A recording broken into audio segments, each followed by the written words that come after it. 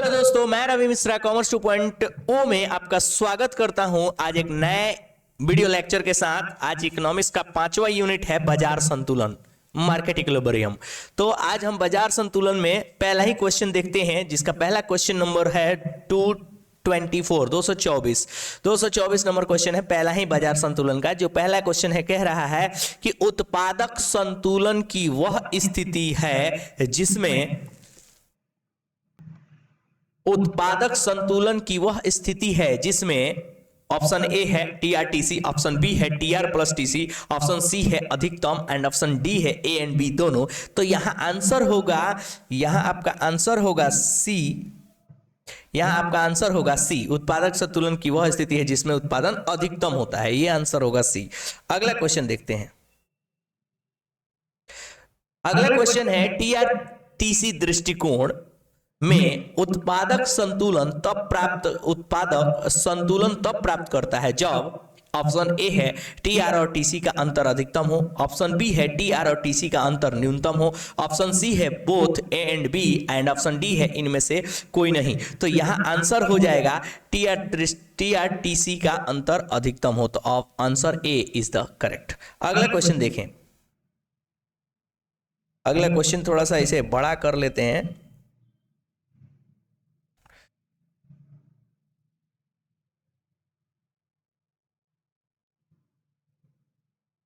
चले तो 225 का ए, टीआरटीसी दृष्टिकोण में उत्पादक संतुलन तब प्राप्त करता है जब टीआर और टीसी का अंतर अधिकतम हो, यानी कि answer A is correct. Answer A is correct. अगला क्वेश्चन देखते हैं।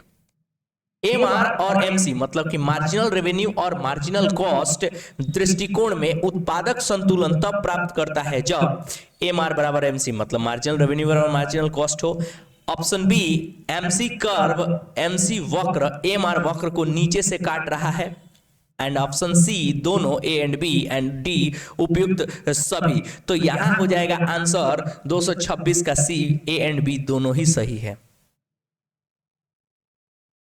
तब तो यहाँ डी भी हो सकता है, लेकिन कहने का मतलब यहाँ उपयुक्त सभी, यहाँ उपयुक्त नहीं भी हो सकता है।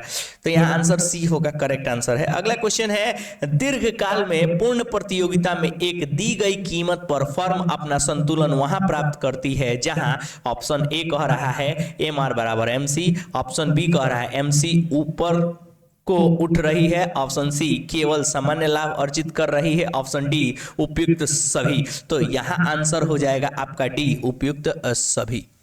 अगला क्वेश्चन देखें, कह रहा है कि फर्म के संतुलन की आवश्यक शर्त है, फर्म की संतुलन की आवश्यक शर्त है। ऑप्शन ए कह रहा है एम आर बराबर एम सी, ऑप्शन बी कह रहा है एम सी बढ़ रही है, ऑप्शन सी कह रहा है ए आर बराबर ए सी, ऑप्शन डी कह रहा है A R less than M R, A R greater than M R. तो यहां हो जाएगा आपका आंसर ए एम आर बराबर एम सी। फर्म के संतुलन की आवश्यक शर्त है एम आर बराबर एम सी। अगला क्वेश्चन है उत्पादन बंद करने वाला बिंदु तब होता है जब ऑप्शन ए है टी आर बराबर टीवीसी, ऑप्शन बी है T R greater than TVC, option C है T R less than TVC and option D है जब फर्म केवल बंदी लागत की हानि उठाता हो। तो यहां आंसर हो जाएगा ऑप्शन डी कि जब फर्म केवल बंदी लागत की हानि उठाता हो। मतलब उत्पादन बंद करने वाली बिंदु तब होती है जब फर्म केवल बंदी लागत की हानि उठाता हो। अगला क्वेश्चन, लाभ अलाभ बिंदु तब आता है जब ऑप्शन ए है एम आर बराबर एम सी, ऑप्शन बी है टी आर बराबर T C and option C है ए आर बराबर ए सी एंड डी है बी और सी दोनों। तो यहां आंसर हो जाएगा डी बी और सी दोनों। अगला क्वेश्चन देखते हैं। उत्पादन संतुलन की निम्न में कौन सी रीतियां हैं? ऑप्शन ए है कुल आगम एवं कुल लागत रीति, ऑप्शन बी है सीमांत आगम एवं सीमांत रीति मतलब टी आर टी सी और एम आर एम सी ये कह रहा है, एम आर एम सी ये कह रहा है।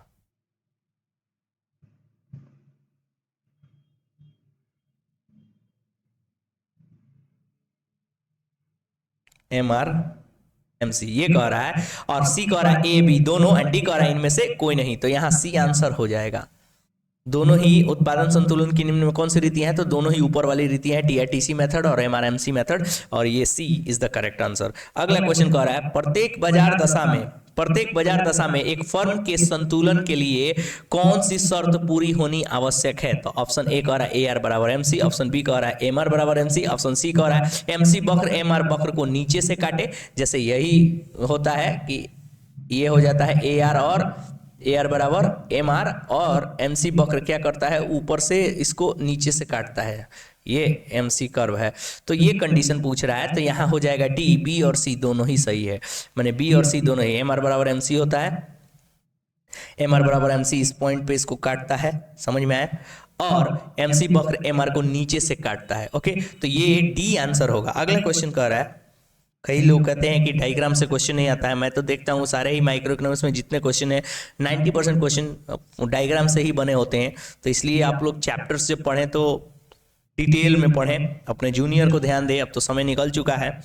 आगे ध्यान दें, कुल लागत टी आर और कुल लागत टी सी के बीच अंतर तब अधिक होता है जब ए आर बराबर M R, B M R बराबर M C, option C M R बराबर A C and option D M C बराबर ए सी। तो यहाँ आंसर हो जाएगा बी एम आर बराबर एम सी। चलिए, ऊपर डायग्राम में भी आपने देखा है। अगला क्वेश्चन है, पूर्ण प्रतियोगिता में उत्पादक में संतुलन की अवस्था है, ए आर बराबर एम आर बराबर ए सी और ए सी बढ़ती हुई होनी चाहिए। ऑप्शन बी कह रहा है ए आर बराबर एम आर बराबर एम सी और एम सी गिरती हुई होनी चाहिए। ऑप्शन सी कह रहा है ए आर बराबर एम आर बराबर एम सी और एम सी बढ़ती हुई होनी चाहिए। ऑप्शन डी कह रहा है ए आर बराबर एम आर बराबर टी सी और टी सी बढ़ती हुई होनी चाहिए। तो यहाँ आंसर हो जाएगा सी, ए आर बराबर एम आर और एम सी बढ़ती हुई होनी चाहिए। ये करेक्ट है, सी इज द करेक्ट वन। चले, ऊपर डायग्राम में भी आपने देखा। अगला क्वेश्चन है 235 नंबर, उत्पादक संतुलन के संदर्भ में कौन सा गलत है?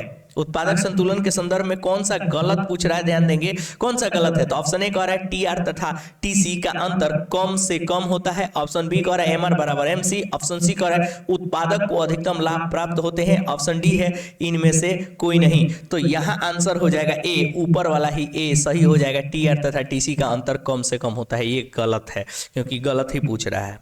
आगे क्वेश्चन कह रहा है कि एम आर बराबर एम सी बराबर एम आर बराबर ए सी बराबर ए आर द्वारा दीर्घकालीन संतुलन प्रकट होता है। ऑप्शन ए कह रहा है प्रतियोगी फर्म का, ऑप्शन बी कह रहा है अल्पाधिकारी फर्म का, ऑप्शन सी कह रहा है एकाधिकारी फर्म का, ऑप्शन डी कह रहा है इनमें से कोई नहीं। तो यहाँ क्वेश्चन हो जाएगा ए, प्रतियोगी फर्म का। चले, अगला क्वेश्चन देखते हैं। अगला क्वेश्चन कह रहा है, यहां ध्यान देंगे, अगला क्वेश्चन कह रहा है, जरा ध्यान देंगे कि 237 अगला क्वेश्चन कह रहा है कि फर्म संतुलन की स्थिति में तब होती है जब ऑप्शन नंबर ए सीमांत लागत घट रहा हो, ऑप्शन नंबर बी सीमांत लागत बढ़ रहा हो, option number C A and B दोनों, एंड ऑप्शन नंबर डी इनमें से कोई नहीं। तो यहाँ आंसर हो जाएगा 237 का बी, सीमांत लागत बढ़ रहा हो, मार्जिनल कॉस्ट बढ़ रहा हो। फर्म संतुलन की स्थिति में तब होती है जब सीमांत लागत मार्जिनल कॉस्ट क्या हो रहा हो, बढ़ रहा हो। तो ध्यान रखेंगे ये answer B is the correct. अगला क्वेश्चन कह रहा है 238 नंबर, उत्पादक संतुलन से अभिप्राय है। उत्पादक संतुलन से अभिप्राय है, ऑप्शन नंबर ए कह रहा है अधिकतम लाभ अधिकतम हानि, ऑप्शन बी है अधिकतम लाभ न्यूनतम हानि, ऑप्शन सी कह रहा है न्यूनतम लाभ अधिकतम हानि, एंड ऑप्शन डी कह रहा है इनमें से कोई नहीं। तो यहां आंसर हो जाएगा बी, अधिकतम लाभ न्यूनतम हानि। Answer B is correct. अगला क्वेश्चन कह रहा है 239, उत्पादक संतुलन में लाभ कहा जाता है। उत्पादक संतुलन में लाभ कहा जाता है। ऑप्शन नंबर ए कह रहा है कुल लागत एवं कुल आगम के जोड़ को, ऑप्शन बी कह रहा है कुल लागत एवं कुल आगम के अंतर को, ऑप्शन सी कह रहा है कुल लागत एवं कुल आगम के घटाव को, ऑप्शन डी कह रहा है इनमें से कोई नहीं। तो यहाँ आंसर हो जाएगा आपका बी, कुल लागत एवं कुल आगम के अंतर को, टीआरटीसी के अंतर को कहा जाता है। यहाँ अगला क्वेश्चन है 240, कह रहा है उत्पादक संतुलन में लाभ अधिकतम तब होता है जब, ऑप्शन नंबर ए कह रहा है कुल आगम तथा कुल लागत का अंतर अधिकतम होता है, ऑप्शन बी कह रहा है सीमांत आगम बराबर सीमांत लागत होता है, ऑप्शन सी कह रहा है सीमांत लागत वक्र सीमांत आगत वक्र को नीचे से काटती है, ऑप्शन डी कह रहा है इनमें से कोई नहीं। तो यहाँ आंसर हो जाएगा ए, कुल आगम तथा कुल लागत का अंतर अधिकतम होता है। ए इज द करेक्ट आंसर। अगला क्वेश्चन कह रहा है कि उत्पादक संतुलन में जहां उत्पादक को कुल लाभ शून्य है तथा हानि भी शून्य है कहलाती है। तो जहां कुल लाभ शून्य है तथा हानि भी शून्य है, जहां लाभ हानि बराबर होते हैं, उसको बोलते हैं ऐसे ही समविच्छेद बिंदु, जिसको हम लोग इंग्लिश में बोलते हैं ब्रेक इवन पॉइंट।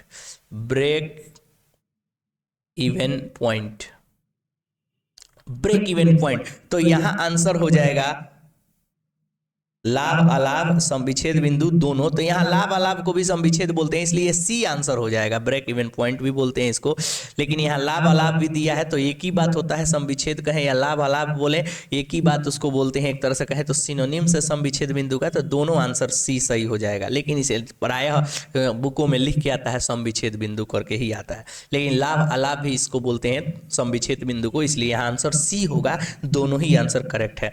तो अगला देखें, अगला क्वेश्चन कह रहा है 242 नंबर, पूर्ण प्रतियोगिता में उत्पादक का संतुलन निम्न रेखा स्पष्ट करती है। पूर्ण प्रतियोगिता में उत्पादक का संतुलन निम्न रेखा स्पष्ट करती है। ऑप्शन नंबर ए है समानांतर रेखा, ऑप्शन नंबर बी है परवलयाकार रेखा, ऑप्शन नंबर सी है क्षैतिज रेखा, ऑप्शन नंबर डी है इनमें से कोई नहीं। तो यहाँ आंसर हो जाएगा समानांतर रेखा। पूर्ण प्रतियोगिता में उत्पादक का संतुलन निम्न रेखा से स्पष्ट करती है, तो क्या समानांतर रेखा यही होता है जहाँ ए आर बराबर एम आर होता है, ए आर बराबर एम आर होता है, यही पूर्ण प्रतियोगिता में होता है, परफेक्ट कंपटीशन जिसको इंग्लिश में बोलते हैं। अगला क्वेश्चन है 243, कह रहा है उत्पादक संतुलन की वह स्थिति है जिसमें ऑप्शन ए कह रहा है पाई बराबर T R T C, option B कह रहा है पाई बराबर T R plus T C, option C कह रहा है अधिकतम, ऑप्शन डी कह रहा है ए एन सी दोनों। तो यहाँ आंसर हो जाएगा 243 का डी, ए एन सी दोनों। डी यहाँ ए और सी दोनों ही, टी आर टी सी और ये दोनों ही आंसर होगा, यानी कि डी इज करेक्ट। तो डी ध्यान रखेंगे, डी करेक्ट होगा। अगला क्वेश्चन देखें,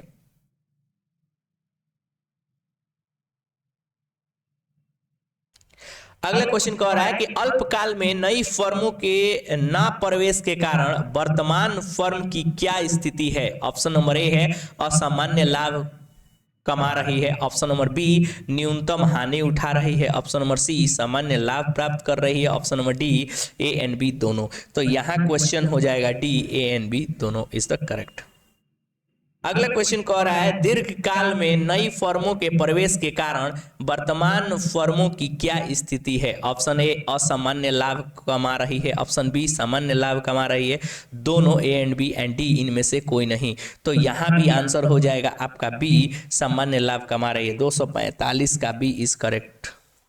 अगला क्वेश्चन, संतुलन मूल्य की अवधारणा डैश डैश है। संतुलन मूल्य की अवधारणा डैश डैश है। ऑप्शन नंबर ए सैद्धांतिक, ऑप्शन नंबर बी सैद्धांतिक एवं वास्तविक, ऑप्शन नंबर सी बनावटी, ऑप्शन नंबर डी इनमें से कोई नहीं। तो यहाँ आंसर हो जाएगा ऑप्शन नंबर ए सैद्धांतिक।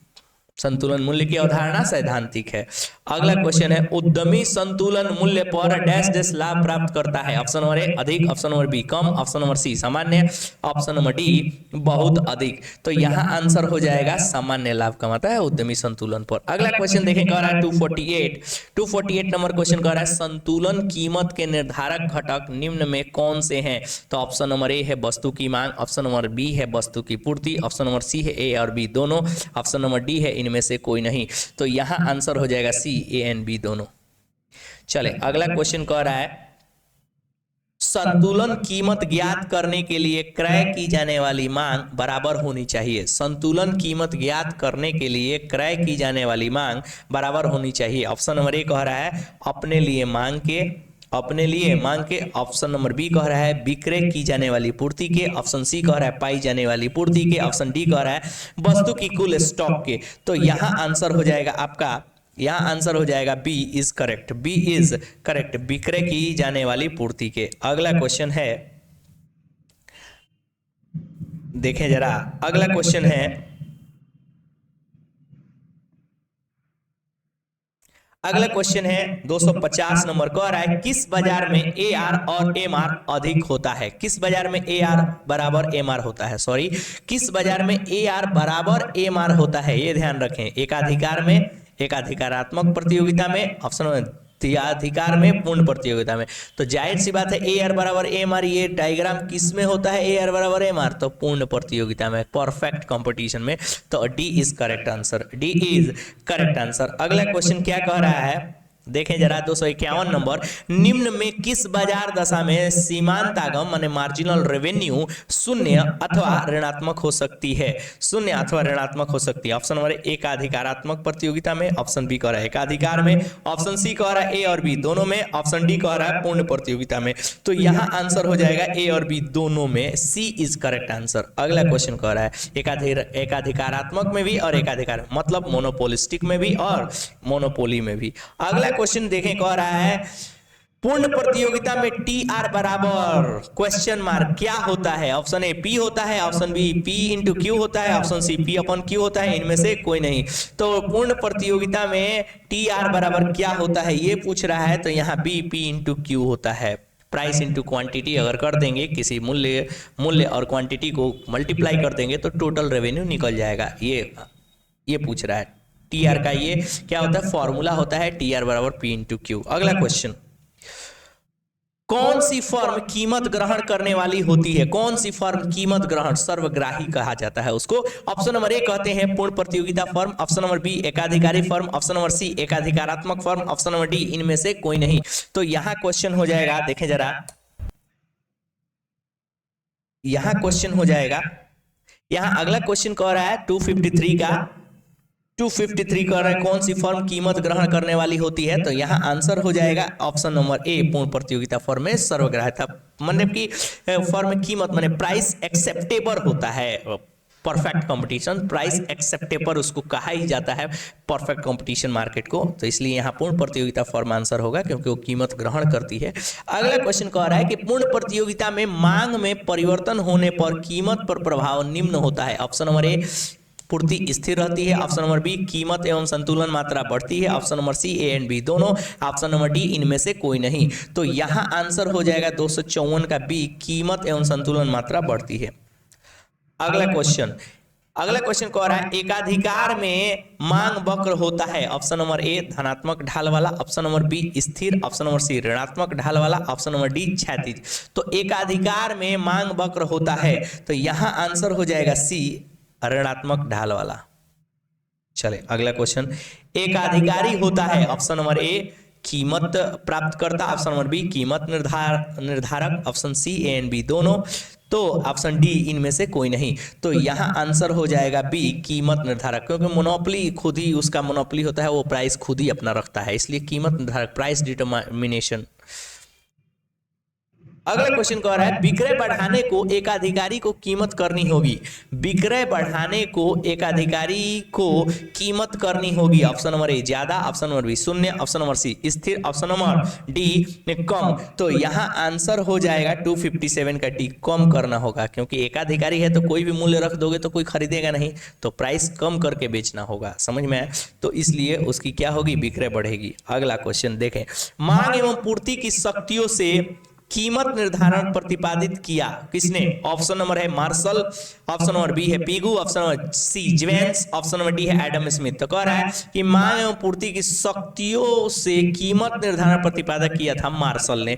Option number A is correct, option number A is correct, Marshall ने, क्योंकि मांग सप्लाई को की शक्तियों को कीमत निर्धारण कहा था। कैंची के दो फलकों का यूज किया था कुछ इस तरह से, ये डिमांड कर्व हो गया, ये डिमांड कर्व हो गया, ये डिमांड कर्व और ये सप्लाई कर्व, जहां एक दूसरे को इंटरसेक्ट करता है वही इक्विलिब्रियम पॉइंट होता है। तो इस कंसेप्ट को कैंची के दो फलकों का यूज किया था मार्शल ने, इसीलिए ये option A is correct answer. अगला क्वेश्चन कहता है कि एक उत्पादक वहां संतुलित होता है जहां पर उसे डैश मिले। ऑप्शन नंबर अधिकतम संतुष्टि, ऑप्शन नंबर बी अधिकतम लाभ, सी दोनों ही एंड डी कुछ भी। तो यहां आंसर हो जाएगा 259 का बी अधिकतम लाभ। अगला क्वेश्चन कह रहा है, देखे जरा, कुल धारणा के अनुसार फर्म के संतुलन के लिए आवश्यक है। कुल धारणा के अनुसार फर्म के संतुलन के लिए आवश्यक है टीआर बराबर टीसी, टीसी टीआर के नीचे, टीसी टीआर को नीचे से काटे। ऑप्शन सी टीआर तथा टीसी में अधिकतम अंतर, ऑप्शन डी इनमें से कोई नहीं। तो यहां आंसर हो जाएगा सी टीआर तथा टीसी में अधिकतम अंतर। अगला क्वेश्चन कह रहा है, देखें जरा, उत्पादक का संतुलन वहां होता है जहां पर एम आर बराबर M C, M C M R को नीचे से काटती है, दोनों ही कोई नहीं, तो यहाँ आंसर हो जाएगा सी, क्योंकि ये तो कंडीशन होता है एम आर बराबर एम सी होना चाहिए, चाहे एम सी बराबर एम आर होना चाहिए, और एम सी एम आर को नीचे से काटती है। वही वाला डायग्राम जो ऊपर मैंने बनाया था, ये वाला डायग्राम कुछ इस तरह से होता है। ये एम सी कर्व हो गया और ये एम आर कर्व हो गया, एम सी कर्व और ये एम आर कर्व। ओके, चलिए तो आगे देखते हैं अगला क्वेश्चन। अगला क्वेश्चन थोड़ा सा छोटा इसे कर लिया जाए ताकि पढ़ाई में आसान हो जाए। चले, अगला क्वेश्चन कह रहा है कि उत्पादक संतुलन से ज्ञात होता है, उत्पादक संतुलन से ज्ञात होता है ऑप्शन नंबर ए आदर्श उत्पादन, ऑप्शन नंबर बी आदर्श कीमत, ऑप्शन नंबर सी संभव लाभ, ऑप्शन नंबर डी उपयुक्त सभी। तो उत्पादक संतुलन से उपयुक्त सभी, answer D is correct, answer D is correct. तो यहां क्या हो जाएगा, आंसर डी करेक्ट हो जाएगा। अगला क्वेश्चन कह रहा है कि पूर्ण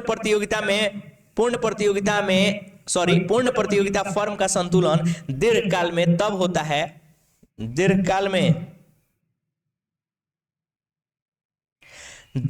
में तब होता है जब उसे डैश डैश मिले। तो यहां आंसर हो जाएगा, देखें जरा, यहां आंसर हो जाएगा ऑप्शन नंबर ए कह रहा है असाधारण लाभ, ऑप्शन नंबर बी कह रहा है साधारण लाभ, ऑप्शन नंबर सी कह रहा है न्यूनतम लाभ, ऑप्शन नंबर डी कह रहा है कुछ भी। तो यहां आंसर हो जाएगा बी इज करेक्ट, साधारण लाभ।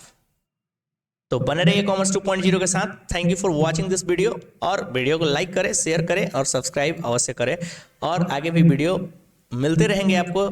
Thank you for watching.